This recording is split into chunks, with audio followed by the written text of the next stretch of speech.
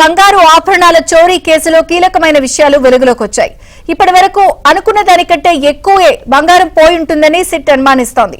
ముగ్గురు నిందితుల్ని తమ కస్టడీకి అప్పగించాల్సిందిగా కోరుతూ కొల్లం విజిలెన్స్ కోర్టుకు సమర్పించిన దరఖాస్తులో కీలకమైన విషయాలను ప్రస్తావించారు.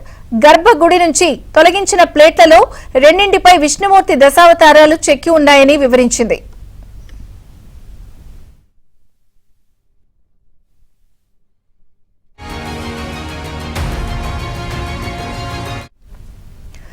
ఈ క్రమంలో నిందితుడు కాంగ్రెస్ అగ్రనేత సోనియా గాంధీతో దిగిన ఫోటోలు సోషల్ మీడియాలో వైరల్ గా మారాయి.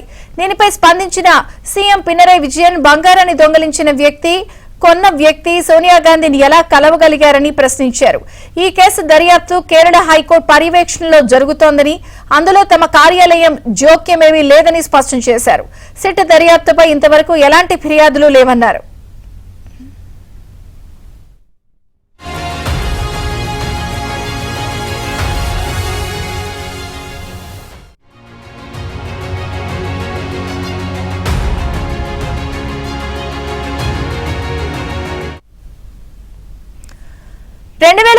లో గర్భాలయ మరమ్మతుల శాఖతో స్వామివారి విగ్రహం వెనుక ఉండే ప్రభామండలం దశావతార బంగారు పలుకలను తొలగించి వాటిపై బంగారం పూత పూసిన రాగిరేకులను వాడారు.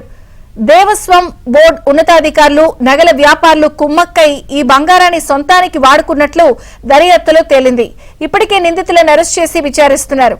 పోయిన బంగారాన్ని వెలికి తీసేందుకు పోలీసులు ప్రయత్నిస్తున్నారు.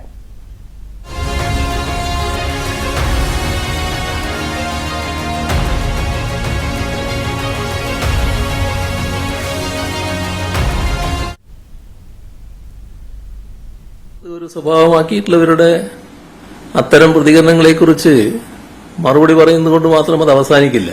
പക്ഷേ ഒരു കാര്യം നമ്മൾ കാണേണ്ടതും നേരത്തെ മുതൽ എല്ലാവർക്കും ഈ കാര്യത്തിൽ വ്യക്തതയുള്ളതുമായ കാര്യം, നമ്മുടെ സംസ്ഥാനത്ത് ഈ അന്വേഷണം നടക്കുന്നത് ഹൈക്കോടതിയുടെ നിരീക്ഷണത്തോടെയാണ്. ഹൈക്കോടതി ഫലപ്രദമായി അതിന് നേതൃത്വം കൊടുക്കുന്നു എന്ന് എല്ലാവർക്കും അറിയാം.